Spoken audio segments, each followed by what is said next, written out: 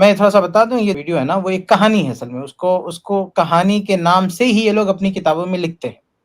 میں نے بہت پہلے اسی بامبے سے مونپورا سے ایک کتاب چھپی تھی انہی بریلیوں کی، اس میں یہ لکھا ہوا تھا لکڑہارے کی کہانی۔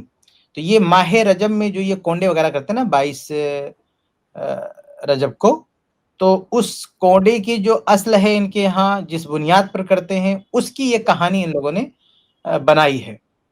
تو یہ یوٹیوب پہ آپ دیکھیں گے بہت لوگوں نے یہ کہانی چلائی، یعنی بہت لوگوں نے کہانی چلائی ہے۔ نیچے سبحان اللہ الحمدللہ بھی لوگ بولتے ہیں۔ یہ ویڈیو جہاں سے ہم نے لی ہے اس یوٹیوب چینل کے 8 لاکھ فالوور ہیں اس کے، مطلب اتنے بڑے لوگ اس کو دیکھ رہے ہیں، وہاں پہ اس طرح کی کہانیاں چلائی رہی ہیں۔ بے شمار جگہوں پر آپ دیکھیے کہ یہ کہانی لوگوں نے اپلوڈ کر رکھی ہے، اور اس پر جو ہے باقاعدہ فلم بھی بنا رکھی ہے لوگوں نے، یعنی ڈرامائی انداز میں بھی اس کو لوگوں نے پیش کر رکھا ہے، کارٹون کے انداز میں پیش، ہر طرح سے اس کو پرچار کر کے رکھا ہے۔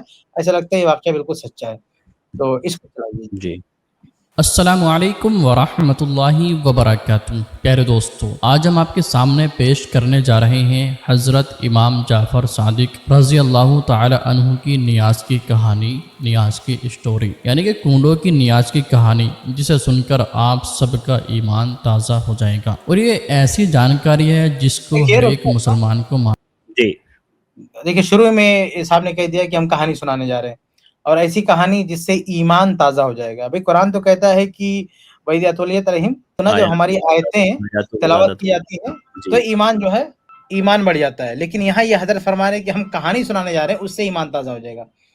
تو یہ اور اس کی امام جعفر صادق کی طرف منسوب کر کے اور اس سے باقاعدہ یہ استدلال کرتے ہیں، اس سے عقیدہ بھی بناتے ہیں۔ صرف کہانی کی حد تک نہیں ہے، اس کہانی پر ان کے عقیدے کی بنیاد ہے باقاعدہ۔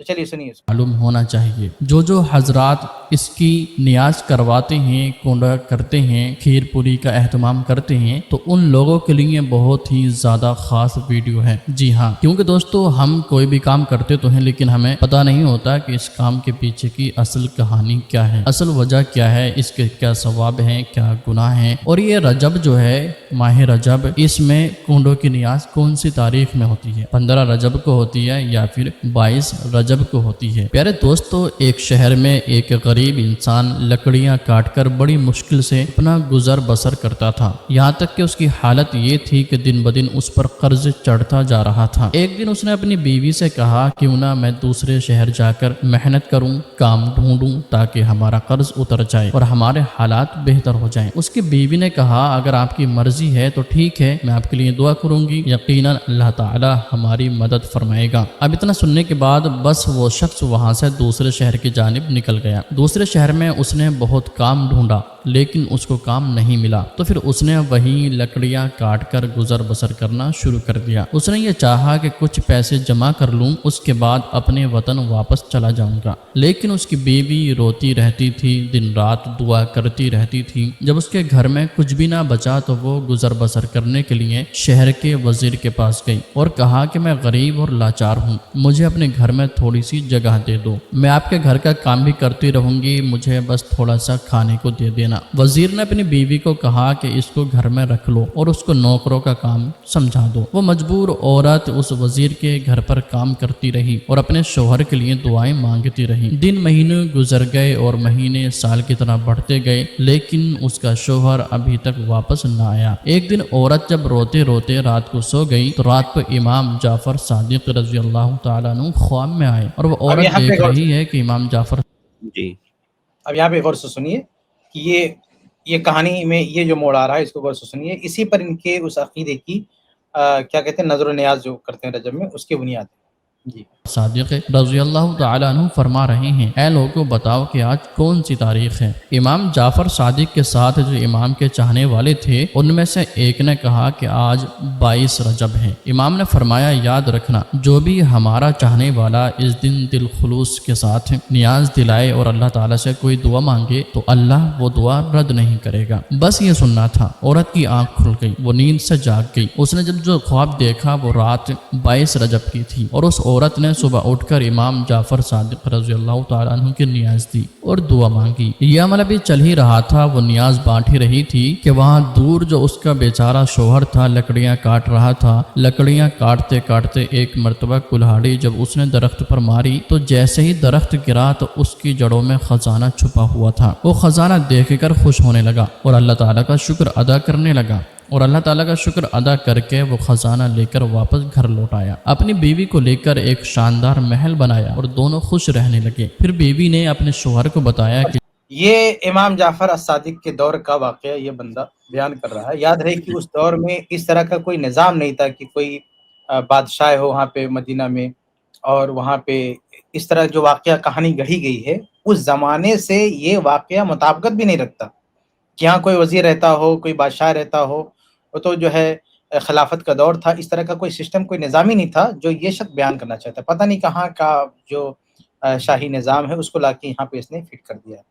اور پھر امام جعفر الصادق آ رہے ہیں خواب میں رحم اللہ، اور بتا رہے ہیں بھائی انہوں نے اپنی حیات میں کیا ایسی کوئی تعلیم دی کسی کو، انہوں نے اپنی زندگی میں کیا کسی کو بتایا ہے؟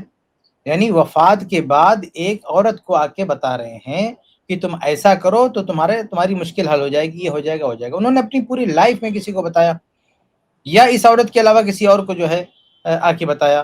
تو یہ پورا واقعہ اسی سے پتہ چلتا ہے کہ گھڑن تھے، لوگوں نے اس کو بنا رکھا ہے۔ بتائیے، ایک بدعت پہ عمل کرنے کے لیے 22 رجب کے کونڈے کو ثابت کرنے کے لیے نہ کوئی حدیث ہے نہ کوئی سنت ہے، حتیٰ کہ امام جعفر صادق کا کوئی قول بھی نہیں ہے، اور یہ ایک خواب میں آ کے بتایا گیا، اور اس واقعے کی بنیاد پر اس کو لوگ منا رہے ہیں۔ اب آگے بڑھتے ہیں۔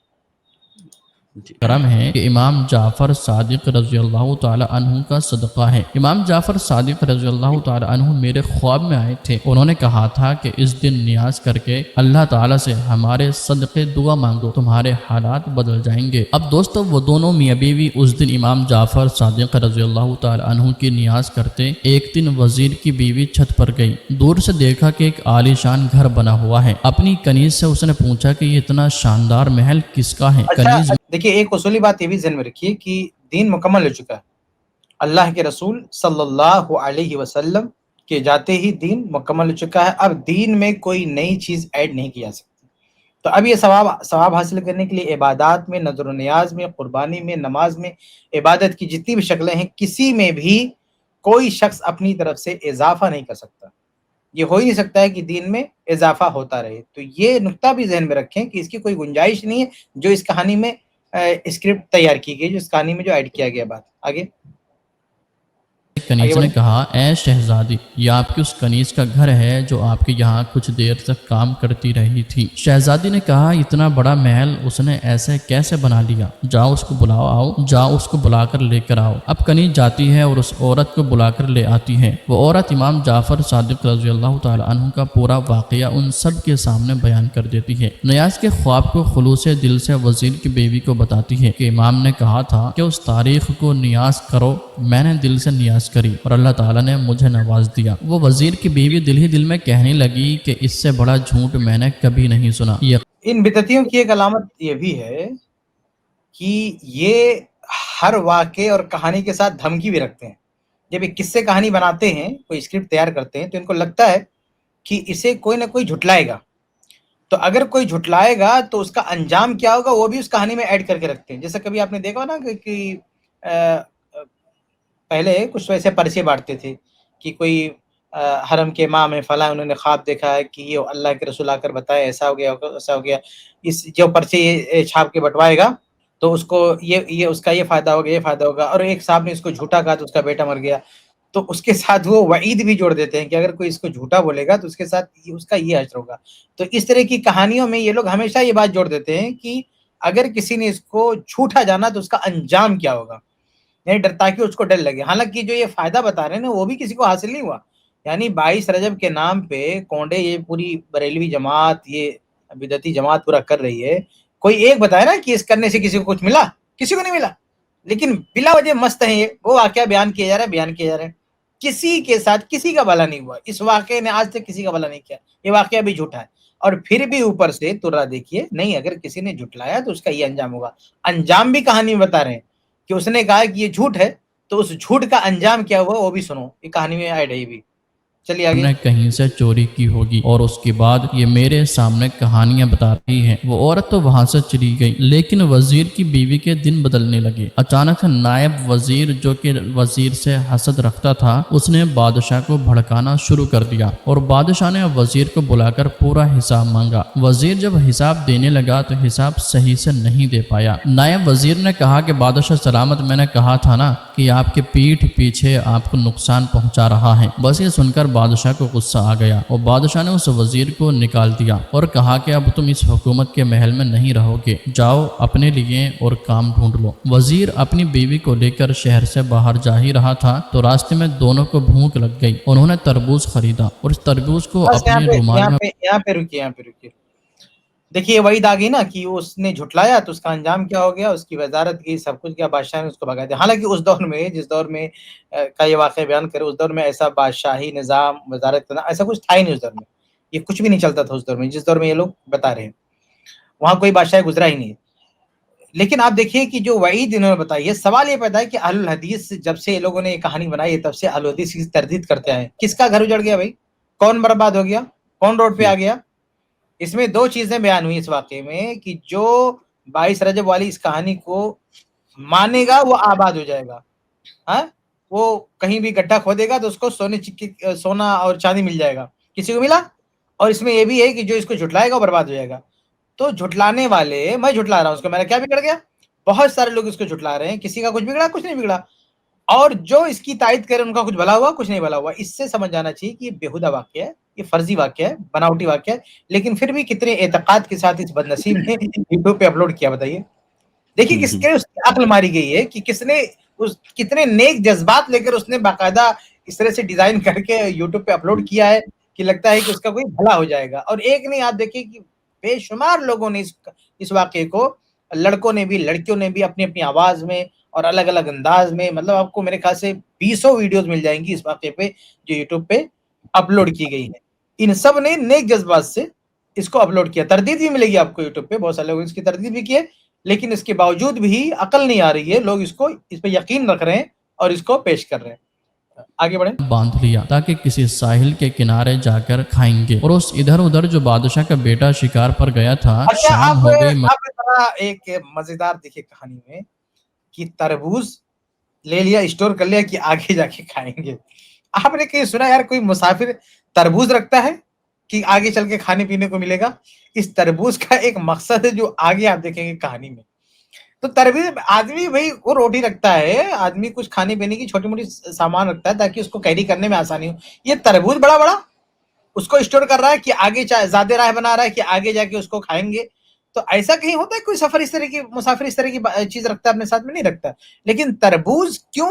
آگے بھی کہانی پتہ چلے گا کہ تربوز کیوں رکھوایا ہے اسکرپٹ میں. یہ کیوں کردار یہ کیوں رکھا ہے اس نے، جس نے جو بھی اسکرپٹ بنایا ہے اس نے یہاں تربوز کیوں دکھایا، اس کا مقصد آگے آپ دیکھیں گے. مگر وہ واپس نہیں آیا. بادشاہ بہت پریشان تھا. اتنے میں نائب وزیر نے کہا کہ بادشاہ سلامت، مجھے لگتا ہے کہ اس وزیر نے جس کو آپ نے نکالا تھا، کہیں اس وزیر نے آپ کے شہزادے کو نقصان تو نہیں پہنچا دیا. بادشاہ کو غصہ آیا. بادشاہ نے اپنے سپاہیوں کو بلا لیا اور کہا جاؤ اس وزیر کو پکڑ کر ہمارے پاس لے آؤ. اگر اس نے میرے بیٹے کو نقصان پہنچایا ہے تو میں اسے نہیں چھوڑوں گا. سپاہی اس وزیر کو ڈھونڈتے ڈھونڈتے اس وزیر کے پاس پہنچ گئے اور پوچھا کہ شہزادہ کہاں ہیں؟ تو اس وزیر نے کہا مجھے کیا معلوم. تو سپاہیوں نے کہا اس وزیر اور اس کی بیوی کو بادشاہ کی خدمت میں پیش کر دیا. بادشاہ نے جب وزیر کے ہاتھ میں رومال کچھ بندھا ہوا دیکھا تو بادشاہ نے کہا کہ رومال میں کیا ہے؟ تو وزیر نے کہا کہ تربوز ہے. بادشاہ نے کہا کہ کھولو. اس کا جیسے ہی کھولا گیا تو اس میں شہزادے کا سر تھا. بادشاہ کی آنکھوں میں خون اتر. دیکھا تربوز کا کمال، دیکھا آپ نے کہ بادشاہ کا بیٹا غائب ہو گیا.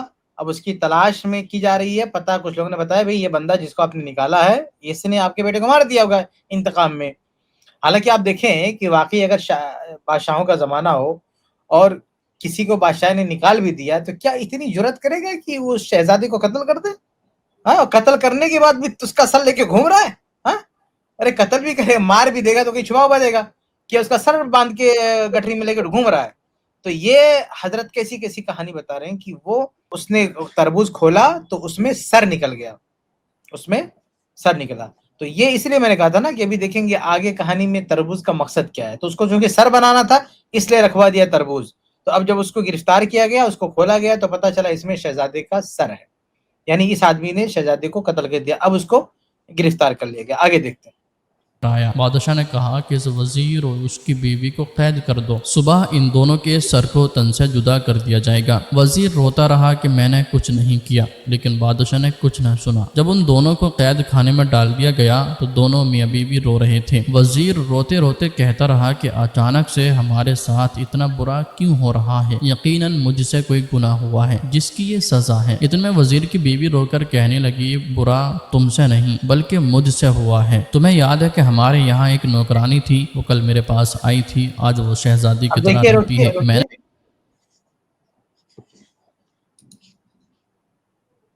اب دیکھیے یہ وہ یعنی اس جرم کی یعنی ہم اس پریشانی میں کیوں آئے, یہ دونوں بیٹھ کے مشورہ کر رہے ہیں. بادشاہ نے کہا کہ صبح ان کی گردن اڑا دیں گے. تو یہ دونوں بیٹھ کے بات کریں کہ ایسا ہم نے کیا کر دیا کہ اس مصیبت میں ہم جو ہے پڑ گئے. تو اب محترمہ بتا رہی ہے, اس کی بھی بتا رہی ہے کہ تمہارا مسئلہ نہیں ہمارا مسئلہ ہے. وہ پورا واقعہ بتاتی, پھر آگے آپ سنیں گے کہ وہ جو ہے 22 رجب کے کوڑے والی بات کسی نے کہی دی تھی, ہم نے اس کو جھوٹا بتا دیا تھا, اس کی وجہ سے یہ ہو رہا ہے. اب دیکھیے ان کے پاس علم غیب بھی ہے, ان گنہگاروں کے پاس گنہگار بتایا, اور اس کے بعد ان کو پتا بھی ہے کہ ہمارے اس گناہ کی یہ سزا ہے. بھئی آدمی نے پتا نہیں کتنی غلطیاں کی ہوں, لیکن اسی غلطی کی وجہ سے ساری آفت آ رہی, یہ بھی ان کو پتا چل گیا. دیکھیے آگے بڑھائیے. میں جب اس سے پوچھا کہ اتنے پیسے کہاں سے آئے تو اس نے کہا کہ امام جعفر صادق رضی اللہ تعالی عنہ نے خواب میں آئے تھے. انہوں نے کہا کہ میری نظر کرو, میری نیاز کرو اور دعا مانگو, اللہ تعالیٰ تمہارے حالات بدل دے گا. میں نے اس کی بات کو جھوٹا سمجھا اور مجھے لگتا ہے کہ تبھی سے ہمارے حالات بدل چکے ہیں. لیکن دوستو میں آپ کو یہاں پر ایک بات بتا دیتا ہوں, یہ کہانی کتنی ہی سچی ہو یا پھر من گھڑت ہو, اس چیز کو ہم ویریفائی نہیں کرتے ہیں. لیکن اگر کوئی شخص اللہ تعالیٰ کے ولی کو جھوٹ لاتا ہے یا یہ کہتا ہے کہ آپ جھوٹ کہہ رہی ہو, تو یہ بالکل غلط ہے اور یہ اللہ تعالیٰ کی ناراضی کا سبب بن سکتا ہے. تو دوستو یاد رکھیں, کبھی بھی اس طرح یہ شخص دیکھیے آخر میں کیا کہہ رہا ہے کہ یہ کہانی سچی ہو یا جھوٹی, لیکن ولی کو نہیں جھٹلا سکتے.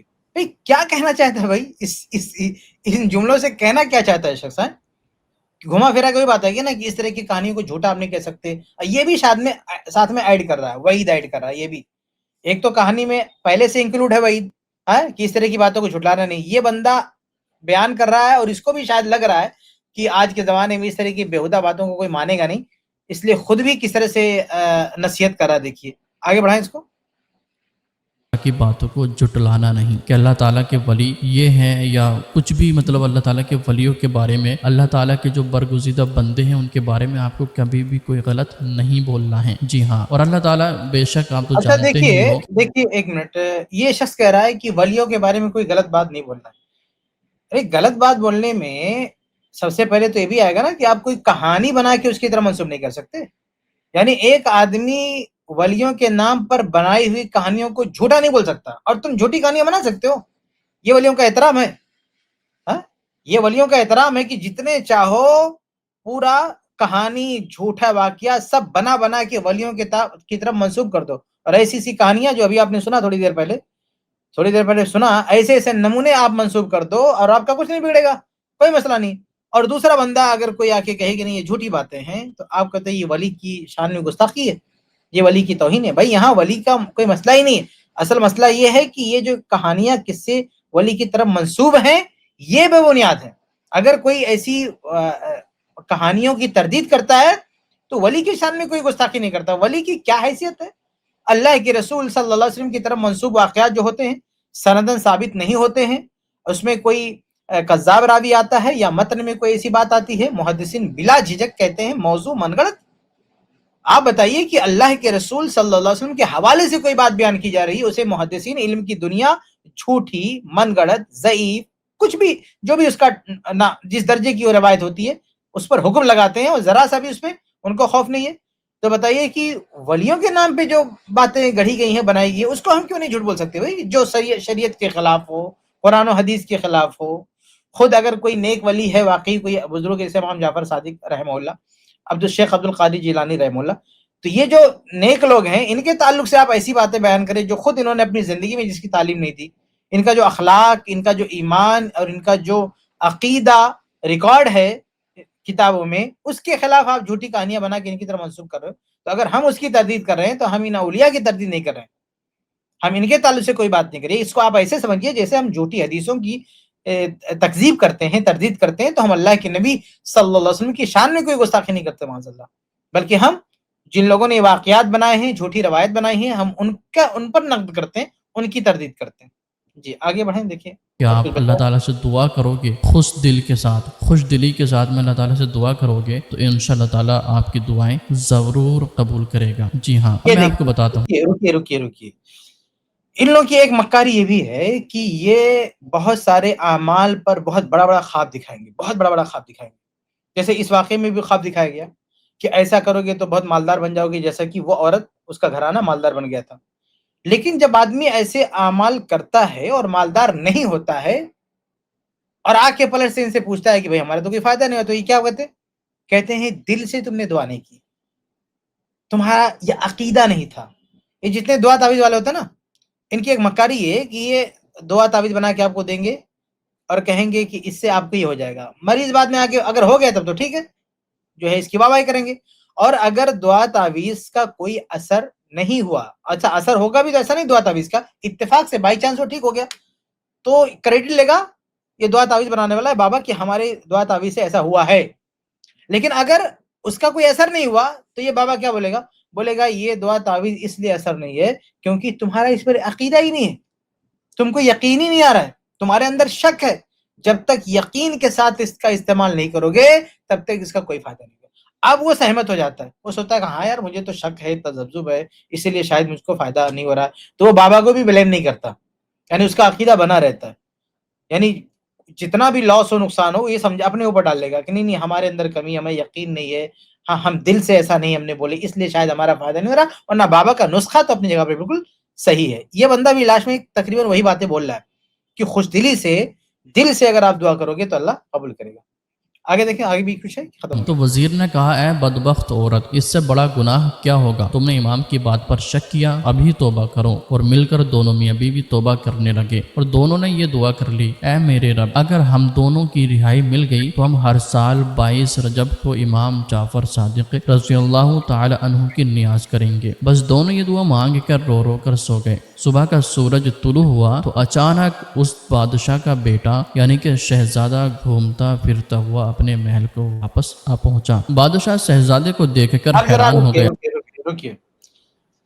کیسی کہانی بنائی لوگوں نے اور کس طرح سے بےہودے لوگ اس پہ یقین کر رہے ہیں. شہزادہ ہے، بادشاہ کا بیٹا ہے، شہزادے کے اکیلے گھومتے تھے، کسی بھی گلی میں نکل گئے، کسی بھی نکڑ پہ نکل گئے؟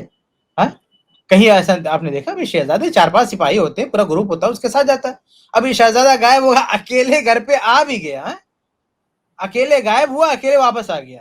یہ بات کسی طرح سے ہضم ہونے والی ہے؟ آپ دیکھنا چاہیے کہ جس طرح سے آپ کہانی بنا رہے ہیں، کہانی اس طرح فٹ بھی ہو رہی ہے کہ نہیں ہو رہی ہے. تو یہ ان دونوں نے توبہ کیا اور وعدہ کیا کہ نہیں اب ہم توبہ کرتے ہیں اور اب ہم برابر یہ نظر و نیاز کریں گے، 22 رجب کے کونڈے وغیرہ جو بھی خرافات ہے سب عمل کریں گے. اب یہ کرتے ہی انجام کیا ہو کہ جو موت کی سزا تھی، ڈیتھ پینالٹی، وہ ختم ہو گئی. ہاں وہ سزا معاف کر دیا بادشاہ نے. چلیے آگے سنیے. اور کہنے لگا تم کہاں تھے؟ شہزادہ کہنے لگا میں تو شکار پر گیا تھا. بادشاہ حیرت سے پوچھنے لگا پھر یہ سر کس کا تھا؟ جاؤ جلدی سے وزیر اور اس کی بیوی کو بلا لاؤ. وزیر اور اس کی بیوی بادشاہ کی خدمت میں لائی گئی اور انہوں نے پورا واقعہ بادشاہ کو سنایا. بادشاہ نے امام جعفر صادق رضی اللہ تعالیٰ عنہ کا نام سن کر کہا آج سے ہر سال میں بھی میری سلطنت جہاں جہاں ہے وہاں پر امام. یہ ایک منٹ ہے، یہ مالداروں کو بیوقوف بنانے کا طریقہ ہے، ان کو لوٹنے کا طریقہ ہے. ہاں کہ یہ اب بادشاہ کو بھی پٹا لیا اس واقعے میں، حالانکہ واقعہ حقیقت نہیں ہے، واقعے میں بتا رہے ہیں کہ اتنا بڑا بادشاہ ہے، اتنے پیسوں والا، اتنی دولت والا، لیکن وہ بھی للچا گیا کہ اب ہم بھی 22 رجب کے کونڈے کریں گے. ہاں تو مطلب کیا ہے، یہ میسج یہ دینا چاہتے ہیں کہ آج بھی جتنے بڑے بڑے سیٹ ہیں لوگ یہ سب کریں، لوگوں کو ان کے پیروں فقیروں کو کھلائیں. یعنی جو کونڈے وغیرہ جو بھی کھانے پینے، ان کی اکثر جو بدعت و خرافات ہے نا وہ کھانے پینے سے اٹیچ ہوتی ہیں، یعنی ان کے ساتھ کھانا پینا ہوتا ہے. بدعت کی ایک علامت آپ دیکھیں گے کہ اکثر بدعت میں کھانے پینے کا نظام ہوتا ہے، کھانے پینے کا بندوبست ہوتا ہے، بریانی کا بندوبست ہوتا ہے، اور اسی پر وہ بدعت خرافات چلتی ہے. تو یہاں پہ بھی دیکھیے 22 رجب کے کوڑے خود بھی کیا، لکڑہارا، کیا دنیا بھر کی کہانی بنائی، اور پھر لاش میں لے جا کے بادشاہ کو بھی قائل کروا لیا. حالانکہ دیکھیے ان چیزوں کا اب اتنے بیوقوف لوگ ہیں, کوئی ریکارڈ کہیں پہ موجود نہیں ہے.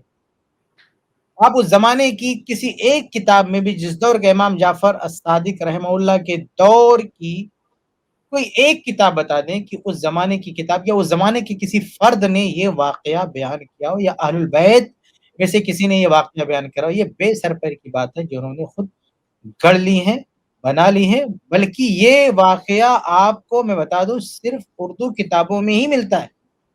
میں نے تو کسی عربی کتاب میں بھی واقعہ نہیں پڑھا. اگر کسی نے پڑھا تو ذرا ہمیں بتائے. میں نے کئی جگہ ڈھونڈنے کی کوشش کیا, لیکن اس طرح کا کوئی واقعہ کسی عربی کتاب میں نہیں. حالانکہ ابھی اس سے پہلے اس سے بھی بڑا عجیب و غریب واقعہ تھا جو عربی کتاب میں ہے, شیخ سرفراز نے بتایا, لیکن یہ واقعہ تو عربی کتاب میں بھی نہیں ہے. پتہ نہیں کس نے اس کو بنایا, کہاں, اور بے سر پیر کی باتیں. لوگ اس کو ڈھوئے چلے جا رہے ہیں, ڈھوئے چلا رہے ہیں. اس کا کوئی حوالہ نہیں, کوئی سر پیر نہیں ہے. آگے جی جعفر صادق رضی اللہ تعالی عنہ کی نیاز دی جائے گی اور وزیر کو واپس اپنے عہدے پر قائم کر دیا گیا اور نائب وزیر کو اپنی سلطنت سے نکال دیا. اب دوستو بات کر لیتے ہیں کہ 15 رجب کو نیاز کرنا ضروری ہے یا پھر 22 رجب کو. تو دیکھیے میں آپ کو بتا دیتا ہوں, نہ ہی تو آپ 15 رجب کو خاص کیا گیا ہے اور نہ ہی 22 رجب کو خاص کیا گیا ہے. آپ ماہ رجب میں جب کبھی بھی نیاز کراؤ گے تو انشاءاللہ تعالی آپ کو اس نیاز کی برکتیں حاصل ہوں گی, اللہ تعالیٰ کی خوشنودی حاصل ہوگی. جی ہاں, تو دوستو امید کرتے ہیں اس ویڈیو سے آپ نے ضرور کچھ نہ کچھ سیکھا ہوگا. ویڈیو میں سکھا رہا اور کہہ رہا کچھ نہ کچھ سیکھا ہوگا. شرم نہیں آتی اس طرح کے بیہودے واقعات, من گھڑت واقعات بنا کے لوگوں کو گمراہ کرتے ہو, اور آخر میں بول بھی رہے ہو کہ سیکھا ہوگا آپ نے. ارے سیکھا, اس طرح کی جھوٹی باتیں اور لوگوں کے عقیدے کو برباد کرنے والی بات ہے. اور لاسٹ میں دیکھیے کیسا اچھا پیکج دے رہا ہے. وہ 22 رجب کوئی ضروری نہیں ہے, 2200 2300 کوئی مہینے میں ایک بار. یعنی اس کو بس کھانے پینے سے مطلب ہے. یعنی اس 22 تاریخ کا بھی کوئی مطلب نہیں ہے. آپ جو ہے مہینے میں ایک بار جب بھی آپ کی سہولت ہو کونے بناؤ, اس کے گھر پہ پہنچا جاؤ. یہ جو ویڈیو بنا ہے اس کے گھر پہ, اس کے پیر و فقیروں کو آپ بھجوا دو اس کو بنا کے. چلے ختم ہوگی ویڈیو. جی ٹھیک. تو یہ جو ہے ایک واقعہ تھا اور بہت ساری کتابوں میں یہ منقول ہے. بہت پہلے میں نے اس واقعے کو اپنا ہمارے یہاں کا جو مجلہ ہے اہل السنہ, تو اس میں نے اس واقعے پر کئی پہلوؤں سے بات کی تھی. ابھی تو میں نے ایسے ہی زبانی تبصرہ کر دیا, لیکن اگر وہ آرٹیکل آپ کو کہیں ملے وہاں میں نے اس کو نقل بھی کیا ہے, اور اردو میں آرٹیکل ہے وہ, اور اس میں نے پوری تفصیلی کے ساتھ اس واقعے میں تبصرہ کیا ہے کہ اس واقعے میں کیا کیا جھول ہے اور کون کون سی باتیں قرآن و حدیث کے خلاف ہیں اور کس طرح سے یہ حقائق سے یہ مطابقت نہیں رکھتا. وہ ساری باتیں اس آرٹیکل میں ڈسکس کی گئی ہیں. یہ شاید 2015 کے کسی شمارے میں یہ چیز تھی. وہ شمارہ اپلوڈ نہیں ہے شاید انٹرنیٹ پہ, پرانا شمارہ ہے, لیکن آف لائن اگر جن کے پاس ہوگا تو اس میں یہ ساری چیزیں آپ دیکھ سکتے ہیں. اس کلپ کی فل ویڈیو دیکھنے کے لیے ہمارے چینل پر ضرور آئیں. آئی پلس ٹی وی نے ایک نیا یوٹیوب چینل شروع کیا ہے جس کا نام ہے آئی پلس ٹی وی اختلاف کا حل. اس چینل پر صرف اختلافی مسائل پر ویڈیوز آئے گی, لیکن دلائل کے ساتھ اور بھائی چارگی کے ساتھ. آپ کو میں دعوت دیتا ہوں کہ آپ بھی ہمارے اس چینل کو سبسکرائب کریں, ہماری ویڈیوز کو شیئر کریں اور نوٹیفیکیشن آئیکن کو آل سلیکٹ کریں تاکہ آپ کو ہماری ویڈیوز کا نوٹیفیکیشن مل سکے. جزاک اللہ خیر, والسلام علیکم ورحمۃ اللہ.